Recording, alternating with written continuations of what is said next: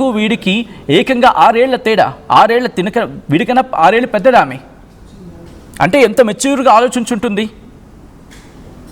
ఒక వ్యక్తి తన భర్త పరాయి అమ్మాయి పట్ల దుర్మార్గంగా ప్రవర్తిస్తున్నాడని తెలిసి విసిగిపోయి విడిచిపెట్టేస్తే ఈ దుర్మార్గుడు తప్పించుకొని తిరుగుతూ, పోక్సో కేసు పడింది కదా, తప్పించుకు తిరిగాడు. ఆ తప్పించుకు తిరుగుతూ ఎప్పుడైతే బెయిల్ వచ్చిందో ముందుగా మన వ్యవస్థను ప్రశ్నించుకోవాలి. ఒక పోక్సో కేసు పడిందంటే ఆ వ్యక్తి ఎలా బయటకు వస్తూ ఉన్నాడు?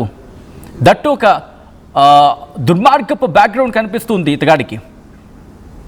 అటువంటి వ్యక్తిని ఎలా విడిచిపెట్టారు? ఎటువంటి సెక్షన్స్, దాని ఏమంటారు, లూజ్ సెక్షన్సా లేకపోతే కాస్త బలహీనమైన sections, week sections exactly. And ఇటువంటి వ్యక్తి ప్రస్తుతం పోలీసులకు దొరికాడనే తెలుస్తుంది. మా ప్రతినిధి నిర్మల అప్డేట్స్ అందించేందుకు సిద్ధంగా ఉన్నారు. నిర్మల, ప్రస్తుతం రాజ్ కుమార్ని ఎక్కడ పట్టుకోవడం జరిగింది? ఎటువంటి సమాచారం అందుతోంది? రాజ్ కుమార్తో పాటు ఇంకా ఎవరైనా ఉన్నారా? ఎస్ సచిన్, కొత్తూరు మండలము ఇంకొక అక్కివేణిగూడెం సమీపంలో కూడా పట్టుకున్నట్టుగా తెలుస్తూ ఉంది. కానీ పోలీసులు అయితే ఇంకా అధికారికంగా ఎటువంటి ప్రచారం కూడా చేయలేదు, అధికారికంగా ఇంకా వెల్లడించలేదు. కాకపోతే అక్కడ తను ఫేస్కు మాస్క్ కట్టుకొని టిఫిన్ కోసము ఎంక్వైరీ చేస్తున్న సమయంలో అదుపులోకి తీసుకున్నారు. గాలింపు చర్యలు చేపడుతున్నటువంటి పోలీసులు మఫ్టీలో ఉన్నారు కాబట్టి, బృందాలుగా ఏర్పడ్డారు కాబట్టి వాళ్ళే అదుపులోకి. ఒకసారి లైన్లో ఉండే ప్రయత్నం చేయండి, మీరు లైన్లో ఉండే ప్రయత్నం చేయండి. మీరు కూడా ఈ లైవ్లో పార్టిసిపేట్ చేయొచ్చు. మీరు కూడా కాల్ చేసి లైవ్లో జాయిన్ అయ్యి ఈ దుర్మార్గుడికి ఎటువంటి శిక్ష విధించాలి, ఈ దుర్మార్గుడికి ఎటువంటి కఠిన శిక్ష పడాలి, మీరేమనుకుంటున్నారు మాట్లాడే ప్రయత్నం చేయండి. లైన్స్ ఓపెన్ చేస్తుంది ఆర్టీవీ మీకోసం. ఎందుకంటే ఈ దుర్మార్గుడికి ఎటువంటి శిక్ష పడితే ఇటువంటి ఘటనలు పునరావృతం కాకుండా ఉంటాయి. మా ప్రతినిధి నిర్మల అప్డేట్స్ అందించేందుకు లైవ్లో కంటిన్యూ అవుతున్నారు. కింద నెంబర్ స్క్రోల్ అవుతున్నాయి. 0406931666 040693166622 ఈ నెంబర్లో కాల్ చేసి మీరు మీ అభిప్రాయాన్ని వ్యక్తం చేయొచ్చు. ఇటువంటి వెధవకి, I'm very sorry to use this word, కానీ తప్పటం లేదు, ఇటువంటి దుర్మార్గులకి, ఇటువంటి నరరూప రాక్షసులకి ఎటువంటి శిక్ష పడాలి? మనకున్న శిక్షలు సరిపోతాయా? మాట్లాడే ప్రయత్నం చేయండి, మీరు కాల్ చేయండి. నెంబర్స్ ఓపెన్ అయ్యాయి, లైన్స్ ఓపెన్ అప్ అయ్యాయి. నేను మళ్ళీ నిర్మల దగ్గరికి వెళ్ళే ప్రయత్నం చేస్తున్నాను. నిర్మల, ప్రెసెంట్ ఎక్కడ పట్టుకున్నారు? ఎంతమంది పోలీసులు రంగంలో ఉన్నారు? ఎంతమంది బృందాలు రంగంలోకి దిగాయి? ఎంతమంది బృందాలు రంగంలోకి దిగిన తర్వాత ఎటువంటి టెక్నికల్ ఎవిడెన్స్ని బేస్ చేసుకొని అతగాన్ని అదుపులోకి తీసుకున్నట్టుగా సమాచారం అందుతుంది నిర్మల?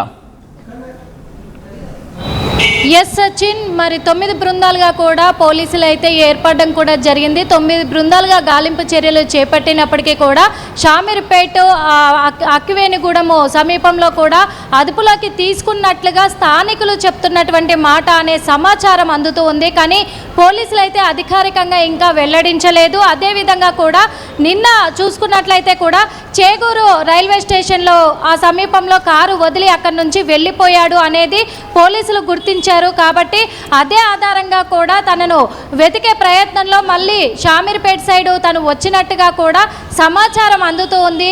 కారును అక్కడ వదిలేసి అంటున్నారు. కానీ తను ఇంకా బ్రతికే ఉన్నాడా అనే అనుమానాలు కూడా వ్యక్తమవుతున్నాయి. ఇదే నేపథ్యంలో ఇంకా విషయం తెలియాలంటే కూడా ఈ 9 బృందాలుగా వేర్పడినటువంటి పోలీసు వ్యవస్థ మొత్తం కూడా గాలింపు చర్యల్లో భాగంగానే ఇంతకుముందు షామీర్పేట సమీపంలోనే బెదిరింపులకు కూడా గురి చేశాడు. కాబట్టి అక్కడ కూడా ఒక నిఘా పెట్టినట్టుగా తెలుస్తూ ఉంది.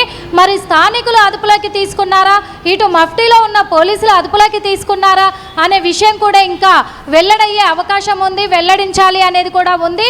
అదేవిధంగా కూడా కేవలము పోలీసులతోటి తను కుదుర్చుకున్న ఒప్పందం మేరకే తనకు 7 సంవత్సరాల లోపు శిక్షలు జరిగేటట్టుగా కూడా ఆ సెక్షన్లను యాడ్ చేయడం అనే దాని పట్ల కూడా ప్రజలైతే ఆగ్రహాన్ని వ్యక్తం చేస్తున్నారని కూడా అనుకోవచ్చు. ఎందుకంటే వాళ్ళ అండ చూసి ఇప్పుడు ఇంత అఘాయిత్యానికి పాల్పడ్డాడు నిందితుడు అనేది క్లియర్గా తెలుస్తూ ఉంది.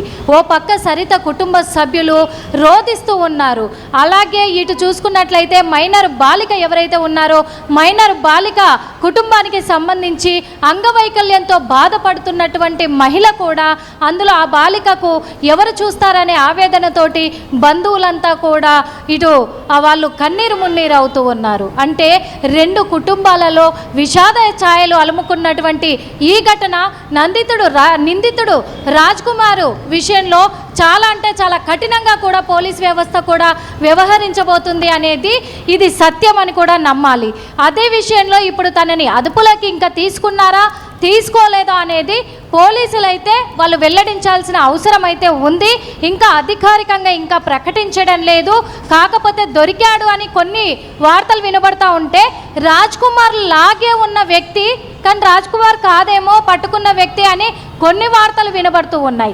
ఇందులో ఏది నిజము ఏది అబద్ధము అనేది పోలీసులు అధికారికంగా వెల్లడించేంత వరకు వేచి చూడాల్సిన అవసరం అయితే ఉంది.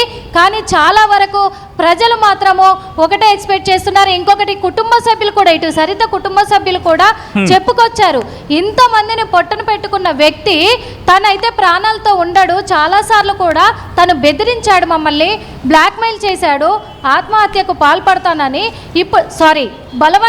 మరణానికి పాల్పడతానని చెప్పి మమ్మల్ని బ్లాక్మెయిల్ చేశాడు. ఇప్పుడు కూడా అలాంటి అఘాయిత్యానికి ఏమన్నా పాల్పడుంటాడేమో అనేది ఒక భయం మమ్మల్ని వెంటాడుతూ ఉంది. ఇంకో భయం ఏంటంటే ఇక్కడ సరిత అన్న ఎవరైతే ఉన్నారో సరిత అన్న మీద కూడా రాజ్ కుమార్ కక్ష పెంచుకున్నాడు. వాళ్ళ అన్న అంటే కూడా ఇష్టం ఉండదు కాబట్టి మా అన్న అంటే ఇటు సరిత అన్న మీద కూడా తన ఫ్రెండ్స్ ద్వారా కానీ లేకపోతే తనే స్వయంగా వచ్చి కానీ తన మీద దాడి చేసే ప్రయత్నం కూడా చేస్తాడు. అంత మూర్ఖత్వంతోటి మారిపోయాడు ఇప్పుడు అనేది కూడా ఇక్కడ సరిత ఫ్యామిలీ మెంబర్స్ వాళ్ళ వదిన చెప్తున్న మాట.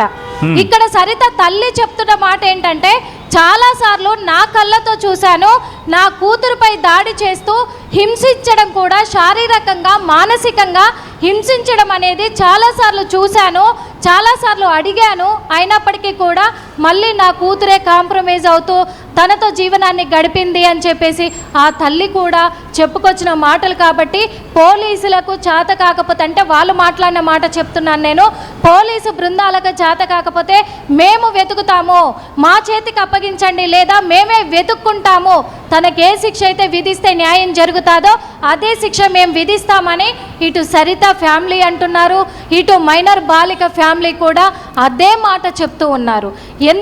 ఇంకా టైం ఎందుకు పడుతుంది అంటున్నారు. ఎందుకంటే ఇప్పుడున్న జనరేషన్ని దృష్టిలో పెట్టుకుంటే సీసీ ఫుటేజ్ ఆధారంగా కావచ్చు, మొబైల్ ట్రేస్ చేయడంలో కావచ్చు, అన్ని విషయాల్లో కూడా ఒక్క నిందితుడిని పట్టుకోలేకపోతున్నారు. అంటే ప్రజలంతా కూడా భయాందోళనకు గురవుతున్నారు.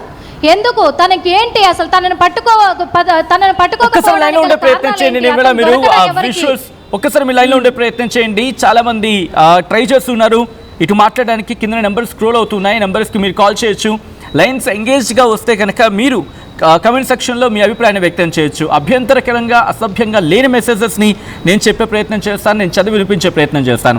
కింద నెంబర్ స్క్రోల్ అవుతున్నాయి. 04069316611 04069316622 ఈ నెంబర్కు కాల్ చేసి మీరేమనుకుంటున్నారు, ఇటువంటి దుర్మార్గుడికి ఎటువంటి శిక్ష పడాలి, ఎటువంటి శిక్ష పడితే ఇటువంటి లేకపోతే ఇటువంటి పనులు మళ్ళీ పునరావృతం కాకుండా ఉంటాయి, ఇటువంటి ఘటనలు పునరావృతం కాకుండా ఉంటాయి, ఇటువంటి ఘటనలు మళ్ళీ జరగకుండా ఉండాలంటే ఎటువంటి యాక్షన్లోకి దిగాలి? యాజ్ అ సొసైటీగా మీ మాట ఏంటి, మీ అభిప్రాయం ఏంటి, మీ మనసులో మాట ఏంటి? కమెంట్ చేసే ప్రయత్నం చేయండి. అట్ ద సేమ్ టైం కిందన నెంబర్స్ డిస్ప్లే అవుతున్నాయి. మీరు ఆ బ్రేకింగ్ న్యూస్ కింద టిక్కర్లు మీరు చూడొచ్చు. లైవ్లో మాట్లాడేందుకు కాల్ చేసిన నంబర్స్ అని చెప్పి 04069316611 04069316622 ఈ నెంబర్కి కాల్ చేసి మీరు మీ అభిప్రాయాన్ని వ్యక్తం చేసే ప్రయత్నం చేయొచ్చు. ఒక్కసారి మళ్ళీ నేను నిర్మలా దగ్గరికి వెళ్ళే ప్రయత్నం చేస్తున్నాను. నిర్మలా ప్రెసెంట్ ఒకవేళ అదుపులోకి తీసుకుంటే కనుక ఏ టైంకి అఫీషియల్ అనౌన్స్మెంట్ వచ్చే అవకాశం ఉంది? దాంతోపాటు ప్రస్తుతం దీనికి సంబంధించి ఏమైనా రియాక్ట్ అవుతున్నారా? పోలీస్ శాఖ ఏమైనా రియాక్ట్ అవుతుందా, లేకపోతే ఇటు తీసుకొచ్చిన తర్వాత లేకపోతే అఫీషియల్ కన్ఫర్మేషన్ ఎప్పుడొచ్చే అవకాశం కనిపిస్తోంది ఈ సినారియోలో? ఎస్ ఇలాంటి సమాచారం మీద మాత్రము మొయినాబాద్ డీసీపీ మాత్రము స్పందించడం కూడా జరిగింది. ఇంకా అదుపులోకి తీసుకోలేదు. మేము 9